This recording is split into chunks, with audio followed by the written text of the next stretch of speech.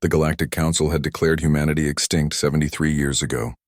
Ambassador Vexthor of the Kralian Dominion still remembered the moment with crystalline clarity, the solemn pronouncement echoing through the council chambers, the collective silence that followed, and the uncomfortable shuffling of 100 different species processing what they had done.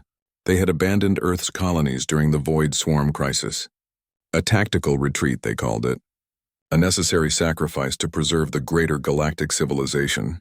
The humans, young and brash members of the Council for barely 2 generations, had been left to face an enemy that had devoured 3 entire star systems. No one expected them to survive. Commander Jarek of the Council Defense Fleet was reviewing supply manifests when the first signal arrived. It came through every communications array simultaneously, a feat that should have been technically impossible. The message was simple, transmitted in the old human linguistic format that few still bothered to decode. This is UESS Indomitable, broadcasting on all frequencies. Humanity endures. Jarek's 4 eyes widened as translation matrices across the fleet began lighting up. Within minutes, his communication officer, a nervous Pelion named Skit, approached with trembling antennae. "Commander, we're receiving thousands of confirmations. The signal, it's real, and there's more." The holographic display materialized before them, and Jarek felt his stomach drop. Emerging from the void itself, the dark region of space where the swarm had last been detected, was a fleet. Not the scattered survivors he might have expected, but a armada that dwarfed anything humanity had possessed before the crisis. The ships were different now. Gone were the sleek, optimistic designs of Earth's early stellar navy. These vessels were angular, brutal things covered in armor that seemed to drink in the light of nearby stars. Weapon arrays bristled from every surface, but most unsettling were the organic components grafted onto the hulls, pulsing, living tissue that any xenobiologist would recognize immediately. Void swarm biomatter.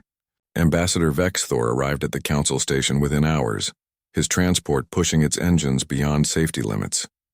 The emergency session had already begun, with representatives from 40 species shouting over one another in a cacophony of fear and confusion. "They weaponized the swarm," screeched the Avian Collective's representative. "This is an abomination." "They survived," countered the synthetic intelligence representing the Nexus Accord. "Against an enemy that we fled from. Perhaps we should consider what that means." The human transmission had continued, broader now, telling a story that seemed impossible. When the council had retreated, the scattered human colonies had made a choice. They couldn't run. Their slower-than-light evacuation ships would never escape the swarm.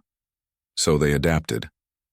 Human scientists had done what the council's greatest minds had deemed impossible.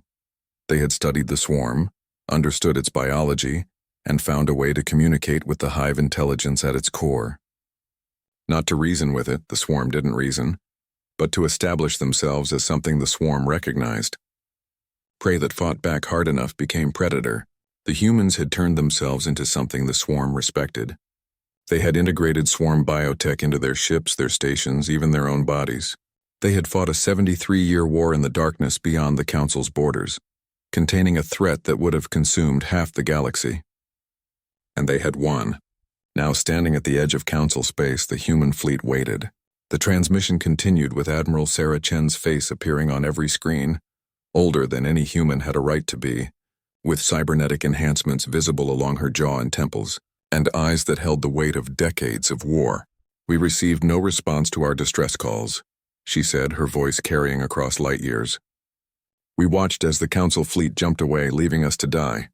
So we did what humans do, we refused to die quietly." Vexthor found himself standing, his diplomatic training warring with emotions he hadn't expected to feel. Guilt, shame, and beneath it all, a primal fear of what humanity had become. "We spent 73 years protecting the galaxy from a threat you ran from," Admiral Chen continued. "We lost billions. We changed ourselves in ways we can never undo. And we did it without your help, without your resources, without even the courtesy of a farewell." The council chamber had gone silent. "But we're not here for revenge," Chen said, and something in her expression softened. "We're here because Earth's children still remember what the council once represented. The idea that different species could stand together. We're here to remind you what you forgot. that strength isn't measured by who survives, but by who stays to fight. The transmission ended with coordinates, a meeting point at the border of Council space. Jarek looked at his crew, seeing his own uncertainty reflected in their alien faces. The humans were offering something unprecedented, a chance to see what they had become, to learn from their technology, perhaps even to forge a new alliance. But there would be a cost. The Council would have to acknowledge what they had done, face the species they had left to die, and accept that humanity had transcended their abandonment to become something the galaxy had never seen before. As Jarek ordered his ship to set course for the coordinates, he wondered if the Council was ready to face the ghosts they had created. The human fleet hung in the darkness like a promise and a threat, waiting to see if the galaxy had learned anything in 73 years. Admiral Chen's final words echoed in his mind. Humanity endures. And now the stars themselves would have to make room for what humanity had become.